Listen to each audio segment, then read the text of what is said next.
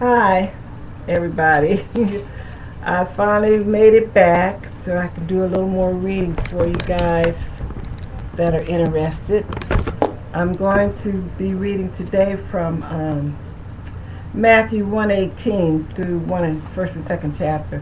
Now I'm doing this for those of us out there who um, might would like to hear about the beginning of the birth of Jesus, because believe it or not, there are a lot of people who don't know about that.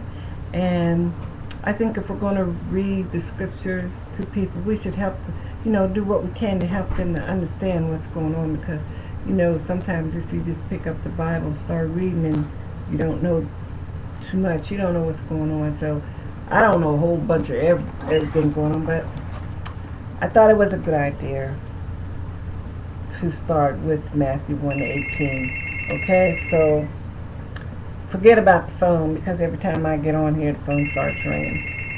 So here I go, doing the best I can and praying to God that everyone will get a blessing from this reading. This is how the birth of Jesus Christ came about. His mother Mary was pledged to be married to Joseph, but before they came together, she was found to be with child through the Holy Spirit. Because Joseph, her husband, was a righteous man and did not want to expose her to public disgrace, he had in mind to divorce her quietly.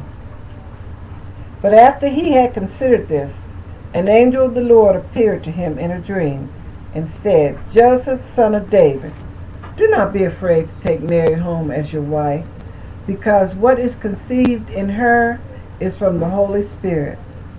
She will give birth to a son, and you are to give him the name Jesus, because he will save his people from their sins." All this took place to be fulfilled what the Lord had said through the prophet. The virgin will be with child and will give birth to a son, and they will call him Emmanuel, which means God with us. When Joseph woke up, he did what the angel of the Lord had commanded him and took Mary home as his wife. But he had no union with her until she gave birth to a son, and he gave him the name Jesus. Chapter 2, the adoration of the child. Adoration of the child. After Jesus was born in Bethlehem in Judea, during the time of King Herod, Magi from the east came to Jerusalem and asked, "Where is the one who has been born King of the Jews?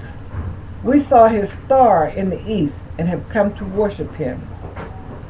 When King Herod heard this, he was disturbed, and all Jerusalem with him.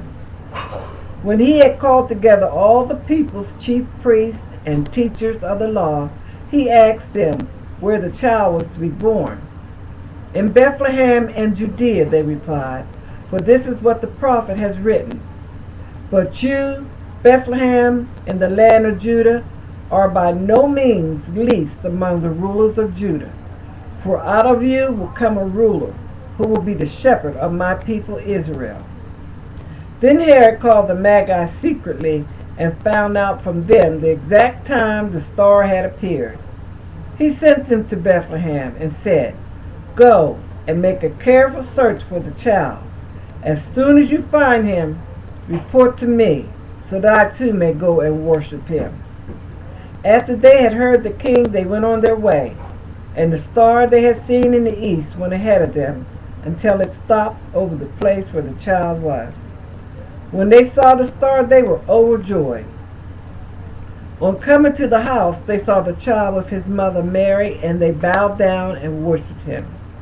Then they opened their treasures and presented him with gifts of gold and of incense and of myrrh. And having been warned in a dream not to go back to Herod, they returned to their country by another route. When they had gone, an angel of the Lord appeared to Joseph in a dream. "Get up," he said, "take the child and his mother and escape to Egypt. Stay there until I tell you, for Herod is going to search for the child to kill him." Okay, I'm going to stop there. I stopped at Matthew 3:14.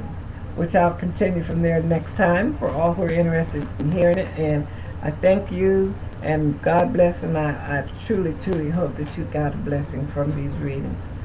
Okay? Take care.